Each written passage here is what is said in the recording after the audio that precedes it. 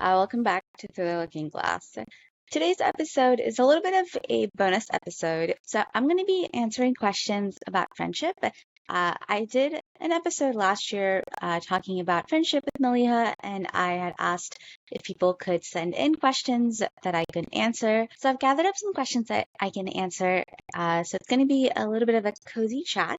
Okay, the first one. How do you deal with situations where you're the one who has let down the friendship? So that's a rough position to be in.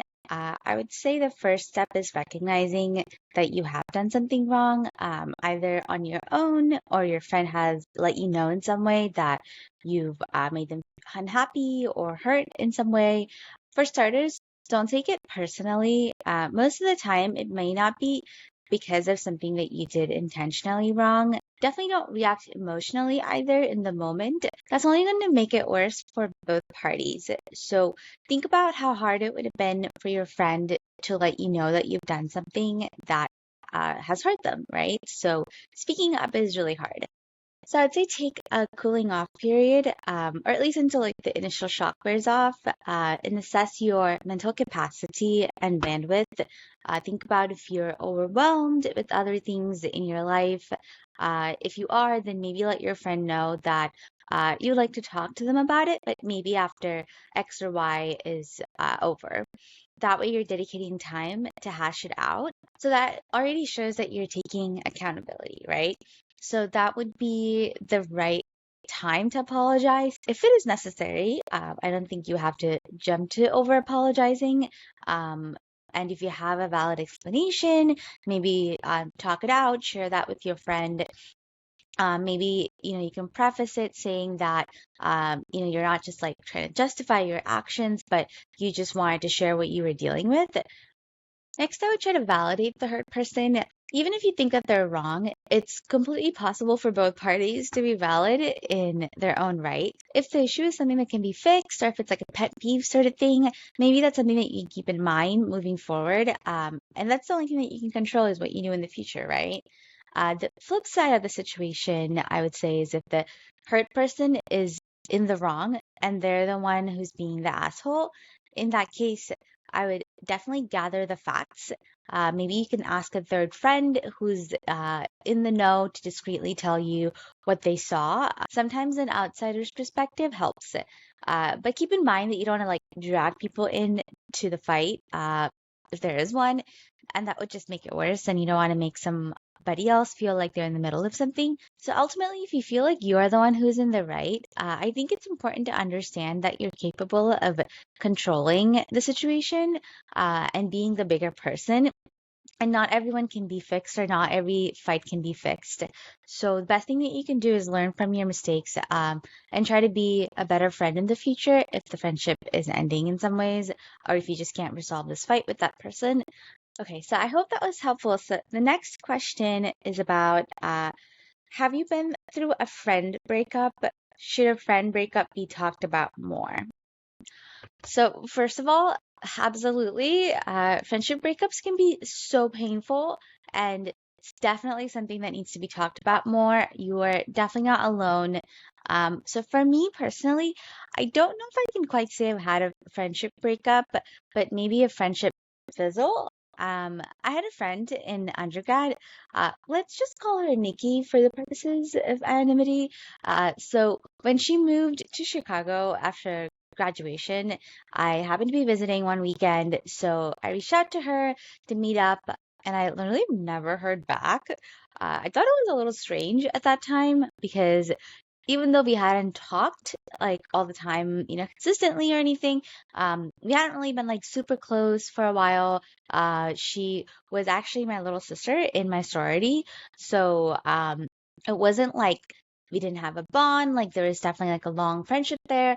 I remember I even like realized at that time how she was like posting and like active on socials, so it didn't seem like it was a case of she didn't get my message. I remember thinking back then that during my senior year, we had grown apart a lot. So I don't necessarily take that as a bad thing. I had become close to some other friends who I'm still close to, by the way. And I was hustling to get my full-time job, and I was investing in my relationship at that time. So maybe our paths had diverged a little bit. And she was a year younger than me, so I graduated before her and moved away as well. My impression was that maybe she took that personally, that our social circles diverged, and maybe that's why she didn't want to catch up with me. So even though we didn't have an argument, it kind of felt like a little bit of like a bad beef. And like I'd somehow offended her at that time. I think maybe it comes from with the territory of like being really young at that age and not realizing everyone is dealing with their own lives. And it's not from a malicious mindset when your friend doesn't hang out with you as much as they used to anymore. I think in this situation, one thing that validated my feelings that I did try on my end. I remember even when I was still in college, this particular friend hadn't like initiated hangouts in a while with me. So it kind of felt like it was all on me to have carried the friendship, if that makes sense. I feel like even if I was busy at that time, if she had thought like, hey, like it's been a minute since I've seen Love, like let me ask her to lunch, I'm sure I would have made time to catch up with her. So moral of the story is, so if you're going through something of like a friendship rough patch, I think it's worth letting go of your ego and reaching out to hang out. And if that person still doesn't come through after a couple of times, maybe it's time to call time of death. In the case of someone actively avoiding you, it's worth being brutally honest and asking, hey, I've picked up on maybe that I've hurt or offended you in some ways. Would you want to talk about it? Just wanted to address anything that's going on with you. I've noticed you've been distanced with me. Hopefully, that opens up a line of communication, and maybe you can even recover from the rough patch. So, and then if the person's like, no, no, nothing's wrong, and then still continues to avoid you, I don't think it's worth being gaslighted by them. And as sucky as it is, you have to move on, right? Some friendships are only meant to last seasons, and others can last lifetimes. So maybe you are really close and best friends with someone during your early 20s, and maybe in your 30s, it just doesn't evolve. You can hold a special place for them in your heart for the people who were with you during certain periods of your time. And it's completely okay to go to new chapters without the guilt of losing friendships. And eventually you will make new friendships. And this isn't the case of like when you didn't actually have a fight, but maybe it was more of a friendship fizzle, like I mentioned in my story. Okay, so next one. Being older now, it's more difficult to make friends, especially since throughout the years, friends have moved away, etc. How do you navigate making new friends as an adult? Okay, so this is a really great question. And it kind of ties into what I had just said about friendship. And that's why I wanted to bring this question up. I think it's really important to know what type of friend you are. Are you a low maintenance friend or a high maintenance friend? So, if you're a low maintenance friend, you're someone who likes to grab dinners and catch up one on one, but generally on the day to day, you're busy with your work, your business, etc. So, someone who's like pretty independent. On the flip side, a high maintenance friend is someone who's very social. They like to have company to do like normal things like running errands or just, and this person is the type of friend who's like always FaceTiming for hours and for no apparent reason. And I could personally not explain to you what the vibe is here. Maybe if you're someone who's like this, you can help me out. I think I'm more of a low maintenance friend myself. But anyways, I promise I have a point. So it's super important to have friends who are on the same wavelength as you, especially when you're trying to make new friends. And if there's a mismatch with the friendship types, this can lead to awkward situations and misunderstandings. I would figure out which one you are out of the low or high maintenance friend, and share that early on to the new person so you don't potentially scare away a potential friend or lose the opportunity to bond with them in the same way that's meaningful to you, either in the sense where like you don't want to seem like clingy or so you don't FaceTime them as much, but they would like love someone who does that, or the opposite side of it where you feel like awkward reaching out to them after a couple of weeks of not talking, but that person kind of prefers it that way, that you just kind of have meaningful catch ups. So I think that can be really helpful. Another side of like making friends in your 20s is, if you're just like in a working lifestyle, activities and hobbies are the right way to go when it comes to finding a new friend connection. Having something to do together can help you bring closer to new people, or maybe even help you join like a larger social circle, especially if your work is like remote, or if you're not meeting people at work that you connect with socially, that can be helpful to join things that you're interested in. I know some people love like extreme hikes, and I know a friend who's in like friend group that just loves hiking and they take all these hiking trips. So that can be one way to make new friends. The other part of the question is with friends moving away. So I think when you make the conscious decision to keep in touch, with both parties agreeing, then some friends that are in long distance friendships, we both make an effort to catch up, right? So sometimes, you do go through long stretches of time and you're not talking to them, but when you do, it's nice to feel like you're picking it up where you left off and like catch up and be like, hey, like, what have you been up to? Like, what's going on in your life? And like, and it's just this like wholesome chat. Personally, for me, I've invested in some friends that I know that will keep in touch for a long time.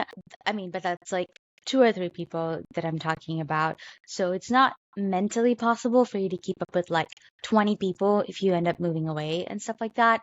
So you do have to be mindful of who you're choosing to keep in your inner circle. I think also in your adult era, like, before you start a family and stuff, it can be a wonderful time to work on yourself and know yourself better. Especially when you go through periods of not having a ton of friends. Maybe you've just moved to a new city. So learning to be whole on your own is a great step in life. It's not often talked about because society values being in social units, which can be wonderful, of course, but don't feel like something is wrong with you or fight too hard to make a ton of friends and keep up with a ton of people at the same time just because it feels like that's the right thing to do. At least for me right now, I feel like I'm entering a tiny circle of friends era and I'm loving it. Okay, so next question. This question is related to the last one, so I thought I would tie it together. Do you think it's necessary to have large circles of friends or smaller? So, like I said, I am enjoying smaller circles of friends right now. I think it truly depends on what phase of life that you're in. In university, it might make more sense to have a big group of friends. I don't think one is necessarily better than the other, but like I mentioned, there's only so many people that you can emotionally invest in. So I think there's different types of friendships. One could be a social one where you share a passion and that's what brings you together. The other is based more on a shared value system. So this is like your soul friends, and these are the people that you lean on emotionally. Reading the question again, large circles of friends versus smaller, I don't think neither is necessary, actually. Some people do enjoy time on their own a lot more. So I think you have to know your needs as a friend. I've actually talked about this a lot in my friendship episode with Maliha, so you might like that one. So the essence there is knowing if you're introverted or extroverted and what is feeding your social needs and what kind of like friendship interaction that you need to fulfill to feel refreshed. And for introverts, that might be more of alone time and recuperating. And for extroverts, it might be that they need to socialize, and that's where maybe having a larger group of friends is better for that person because that's how they feel energized is when they're with other people, versus the introverts, maybe they're more suited for a smaller circle of friends because they might feel overwhelmed with having a lot of friends, and that kind of causes social anxiety. So maybe they're better off on like those one-on-one friendships and that feels better for them. But having said that, I feel like I've had both at different points in my life and I've enjoyed both. And I feel like I do identify as an ambivert, but I think I am a little bit more extroverted than introverted in that sense. So I do kind of go back and forth on either. So I think that's why, like right now, with me just kind of enjoying a smaller circle of friends feels a lot better for me. So I think overall, like neither is right or wrong, but what fits your life at that time is what you have to figure out. Okay, so there's a couple more that I want to answer. This one's kind of fun. So, what are some things that you've learned from your friends? This is such a sweet question because I personally feel like I learned so much from my friends, and every friend is different too. I have a friend of mine who she's like very bold, and she would say this one line about asking yourself, does this serve me? And I thought that's like such an interesting thing to think about because a lot of times people will be thinking about like what other people want or like to be people pleasers essentially. And she's not a people pleaser in any way. So I really admire that quality in her. So I think that's something that I try to do more in my own life is just being like bolder in that sense. So another example is one of my first friends that I made in California, Aishu. She's very creative, and I remember she got me into doing like colorful eye makeup, and I still do that, and I still get so many compliments when I do something creative with makeup. So it's kind of a small thing, but I think we all inspire each other in our day to day. So it's always heartwarming when you connect on like small things like that. On a slightly serious note, I see how some of my friends are great listeners. It's a skill that I've definitely worked on for myself. Couple of my friends literally would remember some if I have something major like an exam or if I'm traveling somewhere, and literally she would like text me and say have fun on your trip or like good luck presenting or whatever it is. And I think that's so precious. Like it makes you feel so seen and remembered, and like it's just like the nicest thing when you get that. So I think that's actually something that I want to do more of. I also really love when a friend is bold and fearless, because believe me, the inner side of me is a huge chicken. I would not do anything daredevil if I'm not like literally screaming or screaming on the inside that someone has put me up to it. So that's something that I try to get from friends, but I don't think I have that adventure bone in the same like way as some people do. But this is actually a hard question to answer in some ways because I really do think I learned something different and unique from different friends, and they all influence me in a lot of different ways. And I'm sure I influence them too in some ways. So I think it's great when you can take positive attributes from your friends to bring into your own life. Okay, so this is getting juicier in some ways. Have you ever had a time where your friendship felt one-sided or one was a toxic bitch? And how did you handle that? If not, how would you handle that? Okay, this is a great question. Uh, so as much as I have great friends, I have also gone through a lot of bad friendships too. I tend to have this tendency to be a real friend to everyone. And literally one of the hardest lessons in life that I've had is not everyone deserves that. And it sucks when you're a loyal friend and the other person is selfish and doesn't really care about you on that same level. Not to say that they're malicious, but my advice would be that don't be your 100% in a friendship right away. See what the energy is that they're giving you and match that energy. And over time, you can increase the closeness and increase the giving and receiving. And I think that's a good strategy to weed out the people who are just not capable of matching your level of energy. I think that's where you kind of end up feeling one-sided, and it's a really tough thing to go through. Trust me, I've been there, probably more than once, and it probably took a few times for that lesson to sink in. But once you let go of these people that aren't able to match your efforts, you will just feel so much more at ease, and that's something that was bringing your energy down. And once you let it go, you're going to feel like this, pressure is like lifted off of you. So this is where setting boundaries is super important, especially if they are actually toxic, like with a capital T. And I'm assuming this is like someone who's negative or a jealous type of friend. First of all, they are not your friend. Um, I actually talked about this in detail in my latest episode on confidence. So listen to that if you're interested. I think it was step 4 and 5. But in summary, what I was saying there was your environment is in your control. So you need to surround yourself with people or things and activities that make you feel happy and fulfilled. And just limit your time with people who are bringing you down. So you don't have to have an explanation to the toxic friend. You can just simply decline their invitation. Another tip when you are declining invitations, you don't have to give like a long explanation. You can just keep it kind of like simple and vague. And I have done this before with bad friendships. So I would just say that I'm busy and I can't hang out. Or if I've like made plans with someone else, I would say that. And ultimately, you just want to focus on spending time with the people that you are vibing with, right? So, or if you moved and you can just get rid of those people and that makes it easier. But just kidding, not really. But anyways, I hope that helps with toxic friendships. Okay, I think I can do one more question. If you were able to go back, what kind of advice would you give about friendship to your little old self? Hmm, cute. This is actually a great last question.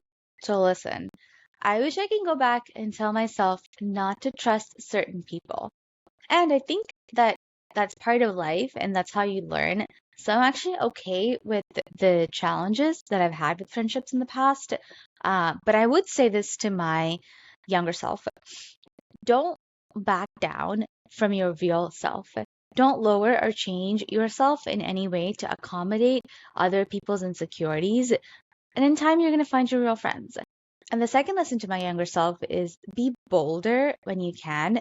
I actually used to be super shy growing up. And the third advice is trust your guts because your first instinct is always the best one. I've 100% of the time regretted giving someone a second chance. Let's be real. Not to be Let's be real. So yeah, that brings me to the end of today's friendship questions that I answered. I hope you found that insightful and helpful. And it was a cozy little chat. I hope you grabbed something to drink if you're watching the video version of this podcast. I would love to keep answering more questions, do a little bit more of an Ask Me Anything sort of session.